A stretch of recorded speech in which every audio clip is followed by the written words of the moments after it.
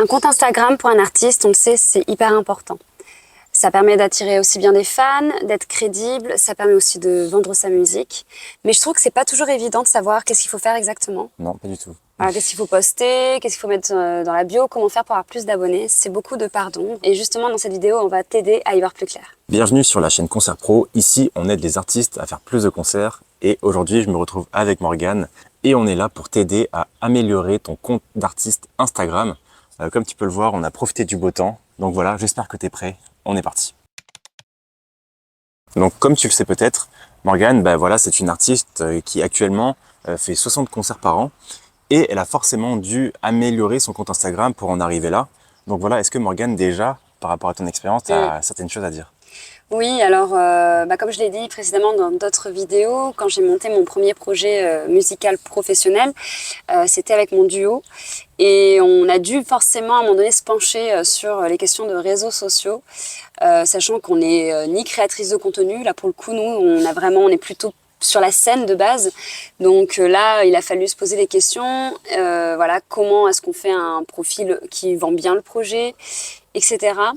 J'avoue, c'était pas facile, sachant qu'au début, on n'avait pas forcément un univers très défini quand on s'est lancé sur scène. Ouais. On n'avait pas vraiment de règles vestimentaires. Même, je me souviens, ma collègue, du coup, elle était plutôt rock, moi plutôt classique. C'était très hasardeux et farfelu, pas farfelu, mais un peu... Un peu fouillis, quoi. Un peu de fouillis, Ouais. un peu tout laissé au hasard. Et du coup, notre Instagram était, au début, un peu à l'image de ça.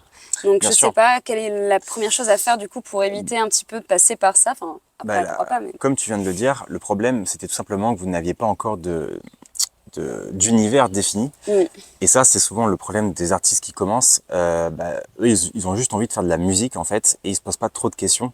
Sauf qu'aujourd'hui, des artistes, il y en a plein. Et ce qui va vous faire sortir du lot, c'est vraiment votre proposition, voilà, votre univers. Donc, vous devez vous poser les bonnes questions. Est-ce que vous avez des valeurs que vous voulez transmettre? Quelle est l'émotion voilà, qui peut définir votre musique? Donc, lorsque vous allez être capable justement de mettre les mots sur tout ça, qui va constituer votre univers, eh bien tout de suite, ça va être beaucoup plus clair. Vous saurez mieux quoi poster et surtout dans quelle couleur, si j'arrive à me faire comprendre en disant ça. Ouais, je vois très bien. C'est vrai que nous, du coup, quand on a commencé à définir de plus en plus notre projet, quand on a voulu vraiment se professionnaliser et avoir une sorte de direction artistique, on va dire, ou Ouais. de branding, donc d'image en fait, on s'est tourné vachement sur le style bohème, justement. Et là, du coup, pareil, sur les réseaux, on a essayé d'être un peu cohérente parce que dans la vie de tous les jours, c'était pas forcément comme ça qu'on s'habillait, par exemple, ou comme ça qu'on se comportait. Enfin, je m'entends. Et du coup, l'émotion qu'on transmet dans notre musique, dans nos reprises et tout, c'est vraiment quelque chose de très lié à la nature, floral, léger. Très féminin, etc. Et donc, petit à petit, on a essayé de tendre vers ça. Ouais. Parce que finalement, voilà, vous, votre manière de procéder, ça a été, voilà, nous, on fait telle musique, et finalement, vous avez pris un peu de recul sur ce que vous faisiez. Et voilà, j'étais avec vous à ce moment-là, donc je le sais. Tu t'en souviens. Mais ouais, on a essayé d'essayer de tirer un petit peu qu'est-ce qui ressortait de tout ça, de l'ensemble. Et c'est vrai que voilà, on avait un espèce de champ lexical qui revenait. Et naturellement, en fait, l'univers a été défini comme ça. Après, on peut totalement faire différemment. On peut directement se dire, voilà, mon univers, il est comme ça. Et après, construire sa musique après. Les deux se valent. Mais le principal, voilà, c'est d'avoir un univers défini. Parce que comme tu l'as dit, une fois qu'il est défini, justement, eh bien, on a moins de questions à se poser parce qu'on doit toujours justement se poser la question, est-ce que ce que je vais poster, c'est cohérent par rapport à mon univers? Alors pour plus de précision, quand je parle d'univers, ça englobe beaucoup de choses en réalité, hein. L'univers d'un artiste, ça peut englober le style vestimentaire, comme Morgane l'a dit, ça peut être aussi des couleurs, ça peut être des valeurs, ça c'est très important les valeurs, et l'émotion qu'on dégage dans sa musique, c'est vraiment quelque chose d'assez général l'univers, et parfois aussi ça prend un peu de temps à se définir. C'est pas du jour au lendemain qu'on arrive à avoir un univers qui est extrêmement développé. Ça se fait avec le temps et souvent on a tendance voilà, à évoluer au fur et à mesure. Voilà, exactement. Ça rejoint un petit peu ce qu'on avait dit aussi dans une autre vidéo. Quand on construit son set, vraiment quand on construit son concert, c'est pareil.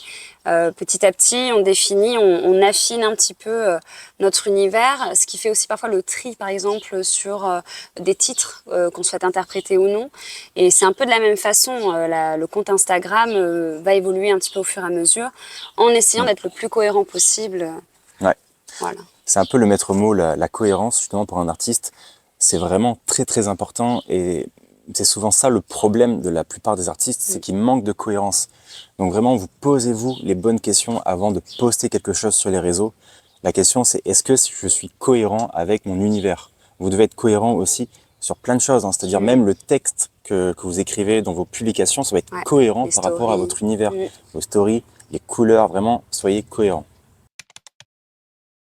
Et justement, pour rebondir, je trouve que parfois, quand on manque de cohérence et que c'est très hasardeux, pardon, et bah, je trouve qu'un compte Instagram d'artiste peut vite sembler très amateur. Amateur, ouais, c'est ça. Non esthétique aussi, avec des photos qui définissent pas, voilà, qui sont pas trop en cohérence, on comprend pas trop, ou même, admettons, qui mettent pas du tout en valeur du coup l'artiste ou son concept. Qu'est-ce que tu as à dire par rapport à ça justement? Est-ce que tu vois ça souvent, hein? Ouais, bien sûr. Après, justement, sachez que la première impression lorsqu'on arrive sur un compte Instagram, c'est extrêmement important. Si on arrive sur votre profil Instagram et que justement on ne comprend pas votre univers, là qu'il n'y a pas une émotion qui se dégage, que ce soit au niveau de la photo de profil, des publications épinglées, de la bio, bah, forcément la personne qui va tomber sur votre profil, eh bien, il va pas vraiment comprendre ce que vous faites. Et du coup, bah, il va pas s'abonner et puis il va juste partir. Alors que si vous avez mis en avant vos valeurs, votre proposition, et que la personne justement, elle est intéressée par ces valeurs et par votre proposition, et bien naturellement, elle va s'abonner, elle va regarder un peu ce que vous faites. Donc pour prendre un exemple, si aujourd'hui vous faites, je dirais voilà du jazz manouche, donc vous savez le jazz qui fait danser, et bien du coup l'émotion qui se dégage, ça reste quand même quelque chose d'assez joyeux. Ouais, c'est joyeux. Voilà. Et donc dans votre photo de profil, vous devez renvoyer de la joie. Vous voyez. Ensuite, dans la bio, vous devez aussi essayer de mettre la valeur qui se dégage un peu de votre musique. Si vous renvoyez de la joie sur un côté un peu roots, mais voilà, trouvez une phrase qui va mettre en avant un peu cet aspect-là. Ensuite, dans les posts, pareil, vous devez rester dans cette émotion, dans cette énergie. C'est très important et c'est ça qui va captiver votre public cible. Et sinon, Greg, est-ce que toi, tu te souviens un petit peu d'autres erreurs qu'on a faites, un peu plus récemment, on va dire même? Ouais, il y a une erreur qui m'a assez marqué et que je trouvais vraiment dommage, c'est de pas assez mettre votre autorité, votre crédibilité en avant. Voilà, par exemple, sur l'exemple de Morgane, elle était passée à la radio, elle était passée au Petit Futé, pour ceux qui connaissent le Petit Futé, c'est un journal de tourisme. On est devenu partenaire, enfin mon duo a été partenaire avec un Petit Futé de la région. Voilà, et elles ne l'ont pas mis en avant sur leur profil Instagram. Au départ, ouais. On s'est fait gronder, donc c'est quand même extrêmement dommage parce que ça amène une crédibilité. Voilà, la personne qui va tomber sur le profil, elle va se dire waouh, voilà, c'est pas des amateurs, ça se voit qu'elles ont beaucoup bossé, qu'elles sont déjà connues un peu dans le milieu. Et forcément, quand on est un petit peu connu, les gens ils marchent beaucoup par la preuve sociale, c'est-à-dire voilà, si beaucoup de gens vous connaissent, voilà, vous font confiance, et bien naturellement, moi je vais vous faire confiance aussi. Dans l'idée, c'est pas obligé d'attendre de passer à la radio, d'avoir une preuve de ça ou de devenir partenaire d'un truc touristique ou pas. Nous, c'était hyper intéressant dans l'aspect aussi où quand on se vend dans notre duo, on est vachement dans un truc local, à vouloir faire vivre la culture locale, etc. Donc ça avait encore plus de cohérence et d'ailleurs ça devient toujours un argument supplémentaire davantage depuis qu'on a en plus ce truc épinglé, tu vois, ça permet vraiment de mettre ça en avant.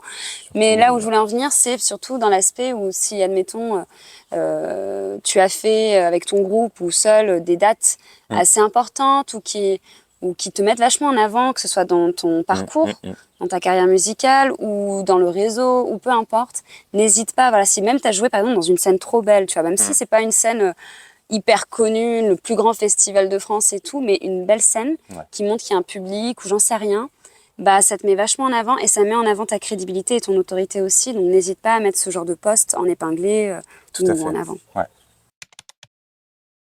Pour rebondir sur ce qu'elle vient de dire, il faut savoir qu'aujourd'hui, Morgane, avec son duo, son objectif, c'est de faire des concerts. Donc, c'est pas d'avoir le plus d'abonnés possible avec son compte Instagram. Donc ça, il faut bien faire la différence d'un compte Instagram qui a pour objectif d'avoir le plus d'abonnés et un compte Instagram qui va servir un peu de vitrine d'artiste pour les programmateurs. Donc là, justement, je l'avais conseillé, Morgane, de l'optimiser pour les programmateurs, pour avoir plus de concerts. Et donc, c'est pour cette raison que je lui avais conseillé vraiment de booster sur la crédibilité, sur vraiment tout ce qu'elle avait accompli, parce que derrière, je savais que ça allait amener de la confiance pour les personnes qui pourraient être intéressées par ce que tu faisais, quoi. Oui, ok. Et du coup, est-ce que tu conseillerais avant même, enfin, admettons, j'imagine que la première étape, évidemment, c'est quand même de définir son univers artistique et tout.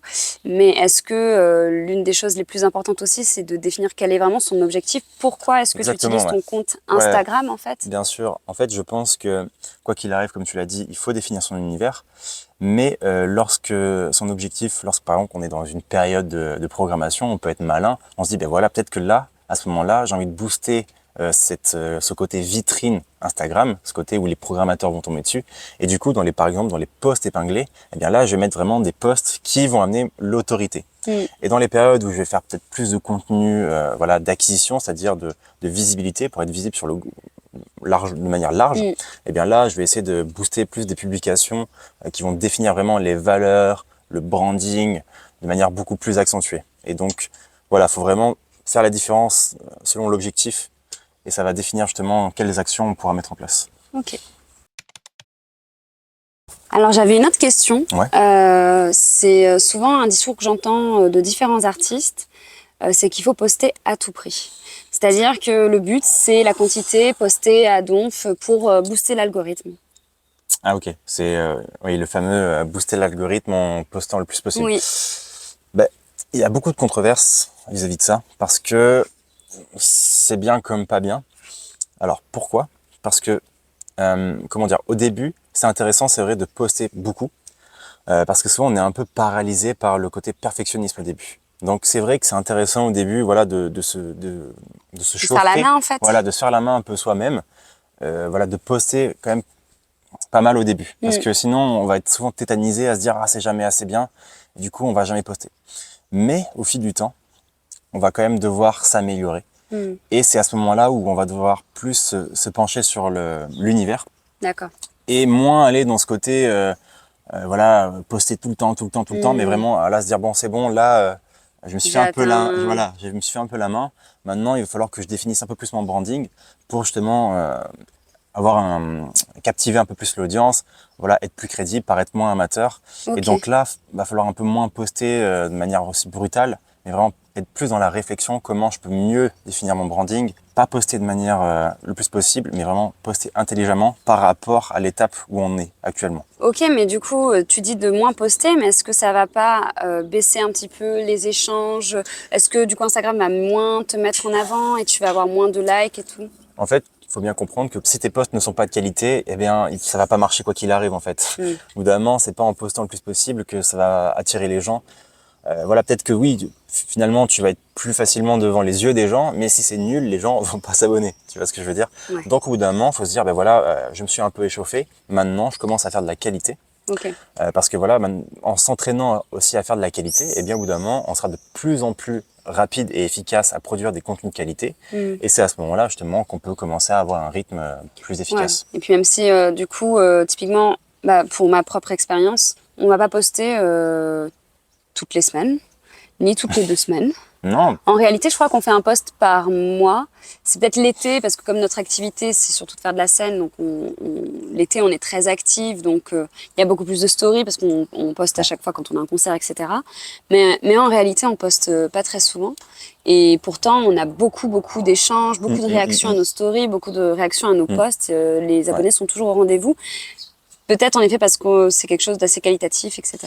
Ouais, et puis en fait, pour un compte Instagram vitrine qui a pour objectif justement d'être là pour les programmateurs, donc bien sûr, il y a les gens qui sont en concert qui vont venir s'abonner, évidemment. Mais il n'y a pas besoin d'avoir des posts tous les jours, même tous les 2-3 jours, ça sert à rien en fait, parce que les posts, en premier lieu, ils vont être là pour définir un peu l'univers, pour que le programmateur, lorsqu'il arrive sur le compte, qu'il comprenne un peu la proposition artistique. Et puis derrière, une fois que les posts sont là, qu'il y a une vitrine qui est bien définie, eh bien, le travail est fait en fait. Donc finalement, après, vous avez juste à poster des publications qui sont qualitatives. Et puis c'est tout quoi. Et qu'en est-il du coup des artistes qui souhaitent utiliser leur compte Instagram plutôt pour percer Donc via des réels, par exemple, de cover et tout. Qu'en est-il à ton avis? Alors, lorsqu'on veut percer, effectivement, là, il faut plus se focaliser sur le branding et avoir une stratégie vraiment concrète de publication. Ok. Donc moi, je conseille une stratégie de publication en 3 étapes. Pour les personnes vraiment qui veulent avoir le plus d'abonnés possible, il faut faire des contenus d'acquisition, donc des contenus qui vont toucher un large public. Donc ça, vraiment, je conseille à peu près 60% des publications. Ensuite, il va falloir du contenu justement pour fidéliser ces personnes-là. Donc des contenus où vous allez justement mettre en avant vos valeurs, parler un peu plus de vous. Donc ça, voilà, vous pouvez faire ça 30% de vos publications. Et derrière, 10% de publications, ça sera la conversion, où vraiment vous allez faire des contenus où vous direz allez voir, cliquez sur le lien dans ma bio et allez écouter ma musique, tout simplement. Ok. Ok, très Voilà. intéressant. Ouais, c'est des stratégies très différentes. Est-ce que Ouais, bien sûr. dans le cadre plutôt de musiciens qui souhaitent en effet s'adresser aux programmateurs, est-ce qu'il y a un besoin aussi de quand même d'établir une stratégie de contenu, selon toi? Pour quelqu'un qui veut se servir de Instagram comme Ouais, vitrine, comme moi avec mon duo, admettons. moi je pense qu'encore une fois, faut se concentrer sur comment, à travers la publication, je peux Être cohérent, ouais. montrer mon univers et Ok. ma proposition artistique pour que le programmateur, lorsqu'il arrive sur ma vitrine Instagram, qu'il comprenne justement la couleur un peu, tu vois, la proposition artistique, et qu'il se dise, ah ben voilà, je sais que ce groupe, il sera adapté à mon établissement, Ok. tout simplement. Donc, est-ce que c'est une stratégie de contenu ou c'est plutôt juste des sortes de critères auxquels il faut répondre à chaque Ouais, fois c'est plus qu'on des s'apprête à critères, poster un truc? parce que encore une fois, il n'y a pas besoin d'avoir je sais pas, 200 posts Ouais. sur sa vitrine Instagram pour convaincre un programmateur. Il s'en C'est fiche, le programmateur. Lui, il a juste besoin de savoir est-ce que ce groupe, cet artiste, sera adapté Sera à adapté mon, à la à mon soirée. événement, à mon lieu, etc., quoi. Ok, est-ce que tu as quelque chose à ajouter? J'ai l'impression qu'on a vu pas mal de points. Je dirais vraiment pour les artistes qui veulent faire des concerts, de pas trop se prendre la tête à faire beaucoup de publications. Encore une fois, vraiment se concentrer à faire une vitrine vraiment de qualité. Il n'y a pas besoin aussi d'avoir 2000 abonnés pour faire des concerts. Même une vitrine, je sais pas, même avec 100 abonnés, ça fonctionne très bien. Si vraiment c'est clair votre proposition, eh bien ça suffit pour convaincre des programmateurs. Alors évidemment, si vous allez vous adresser à des grandes salles de concert, évidemment, eux, ils vont toujours être intéressés par le fait que vous puissiez ramener du monde, Bien vendre des sûr, places. remplir des Mais salles, voilà, si vous visez des bars, des restaurants, des campings, des endroits des où on vous mariages. fait venir justement pour animer, il n'y a pas besoin que vous fassiez venir du monde. C'est les gens, ils vont venir déjà pour l'établissement. Et pour Et l'événement. voilà, exactement. Et Ok. ensuite, pour les gens qui cherchent vraiment à avoir plus d'abonnés, eh bien là, va falloir faire des contenus un peu large public. Ok. C'est pas les plus faciles, c'est ceux qui demandent plus de créativité. Et voilà, je peux que vous conseiller de vous inspirer de ce qui marche.